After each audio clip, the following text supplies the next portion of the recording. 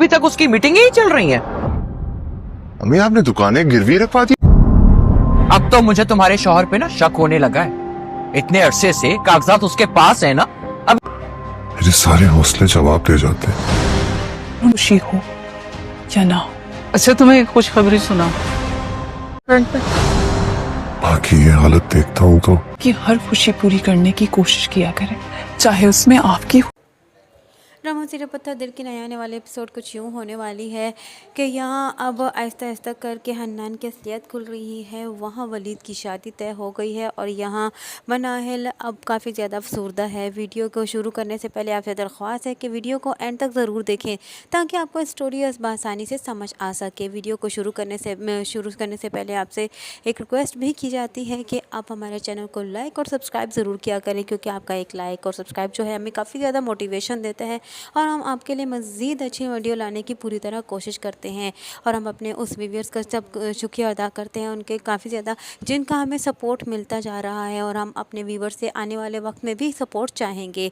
अब हम शुरू करते हैं अपनी स्टोरी। आने वाली नए एपिसोड में कुछ यूँ होने वाला है कि यहाँ अब ज़ारा की माँ ज़ारा से कहेगी कि मुझे तो तुम्हारे शौहर पर शक होने लगा है, क्योंकि उसने इतने अरसे से दुकानें ले रखी हैं लेकिन आज तक मुझे उनका कोई प्रॉफिट कोई पैसा वसूल नहीं हुआ। ज़ारा एकदम से रंग मार देती है क्योंकि वो जानती है कि हन्नान ने उन दुकानों का क्या किया है। खैर वो खामोशी इख्तियार कर जाती है। यहाँ ये दोनों आपस में बातें कर ही रहे होते हैं कि इतने में हन्नान आ जाता है और वो ज़ैन आ जाता है और वो सुन लेता है। और वो उनसे जब अपनी माँ से पूछता है कि वो दुकानें कहाँ हैं तो माँ उसकी बताती है कि वो उसने हन्नान को दी थी और उसने बैंक में गिरवी रखाई और उसने चंद लाख रुपए उसके एहवस लिए हैं।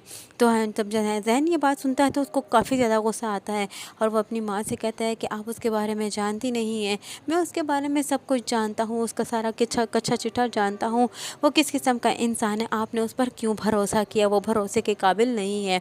और यहाँ वो आपने जो है सिर्फ़ और सिर्फ उससे चंद लाख रुपए लिए हैं और इतनी बड़ी दुकानों के, तो आपने ये बहुत बड़ी गलती की है। और मैं जानता हूँ कि यूट्यूब चैनल के लिए इतना बड़ा पैसा नहीं लगता, ये उसने आपके साथ एक बहुत बड़ा धोखा किया है।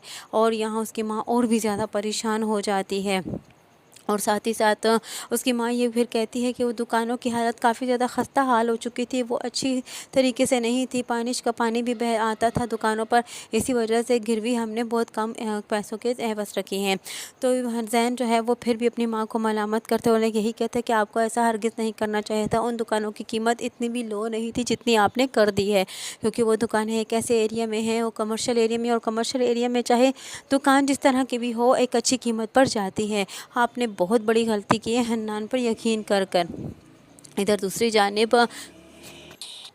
मनाहिल बहुत ज़्यादा परेशान है। मनाहिल को कुछ भी समझ नहीं आ रही, वो अपनी ज़िंदगी भी शुरू करना चाहती है लेकिन उसकी ज़िंदगी में अभी भी अंदर है। कोई ऐसा जीवन साथी उसे चाहिए जो उसके साथ अपने दुख दर्द को बांट सके, जिसके साथ वो खुश रह सके, जिसके साथ वो अपनी ज़िंदगी को गुजार सके। लेकिन यहाँ ऐसा कोई इंसान नहीं है सिवाय वलीद के। जब तक उसको होश आया कि वलीद कितना अच्छा इंसान है और कितना अच्छा लाइफ पार्टनर बन सकता है, उसकी ज़िंदगी बदल सकता है, तब तक बहुत देर हो चुकी थी। पानी सर से ऊपर बहुत ज़्यादा ऊपर हो चुका था, अब कुछ नहीं हो सकता। अब मनाहिल चाह भी रही है लेकिन फिर भी अब वलीद उसका नहीं हो सकता।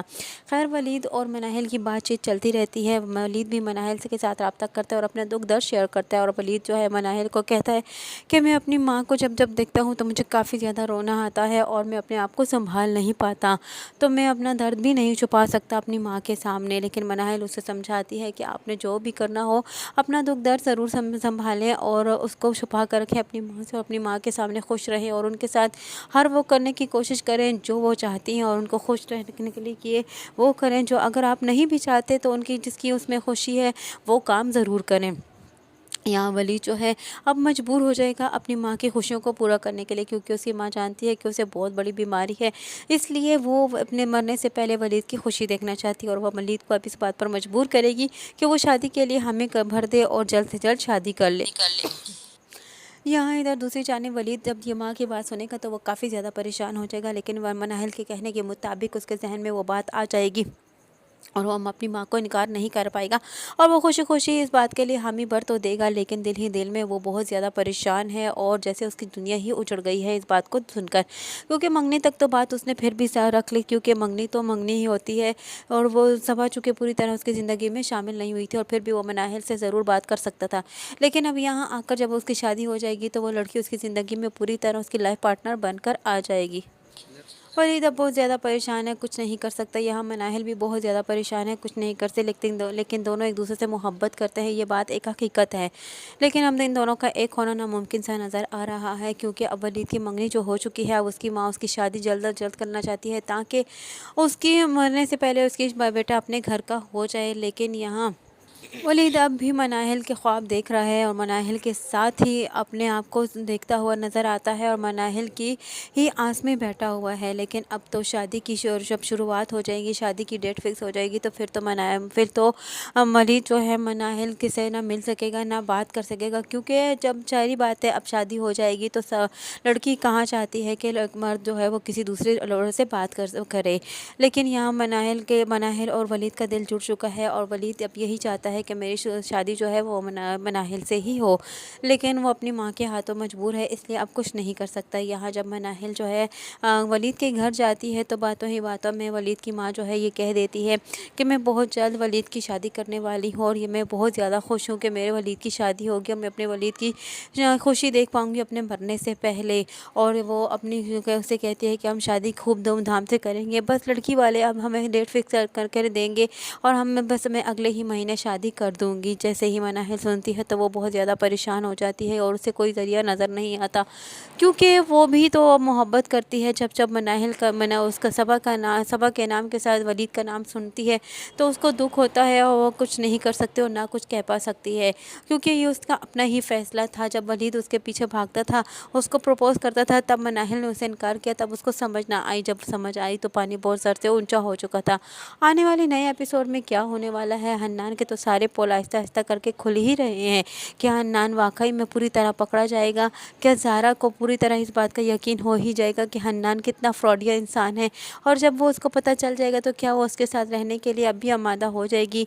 यहाँ ज़ैन कैसे अपनी माँ को सुधारेगा, कैसे उसको सीधे रास्ते पर लाएगा और कैसे उसे एहसास दिलाएगा कि जो कुछ वो मनाहिल के साथ करते चली आ रही हैं वो बिल्कुल ठीक नहीं है, अब उन्हें बदलना होगा और मनाहिल को उसकी मर्ज़ी से जीना होगा और मनाहिल की ज़िंदगी में वो ला के उसे देना होगा जो जिसमें उसकी खुशी है। हमारी वजह से उसकी ज़िंदगी बहुत बर्बाद हो चुकी है, उसकी खुशियाँ हमने बहुत ज़्यादा उस पर आँच आई है और हमारी वजह से उसकी खुशियाँ ख़त्म हो चुकी है। और आज वो जो ज़िंदगी गुजार रही है, जिस अज़ियत में है, उसकी वो अज़ियत देने वाले हम हैं और हमें उस चीज़ की सज़ा मिल रही है। मैंने जिस दौलत की लालच में मनाहिल को छोड़ा, आज उसी बीवी ने मुझे जो है वो एक बहुत बड़ी मुसीबत में फंसा दिया था। ये तो खुदा का शुक्र है कि मैं वापस आ गया। और जिस तरह ज़ारा ने जो कुछ किया मनाहिल के साथ, जो आप करती चली हैं, उसकी सज़ा हमें ज़ारा की सूरत में मिली कि हमें हन्नान जैसा दामाद मिला है और वो भी इतना फ्रॉड और हमसे सब कुछ छीन चुका है, जिसकी लालच में हमने मनाहिल के साथ ये सब कुछ किया। आने वाले नए एपिसोड में वलीद और मनाहिल कैसे एक होंगे, यही सब कुछ जानने के लिए जुड़े रहिए नया रिव्यू के साथ। और जाते जाते फिर से आपसे एक मरतबा रिक्वेस्ट करना चाहती हूँ कि आप हमारे चैनल को लाइक और सब्सक्राइब ज़रूर किया करें। आपका एक लाइक और सब्सक्राइब से हमें काफ़ी ज़्यादा दिलजोई होती है।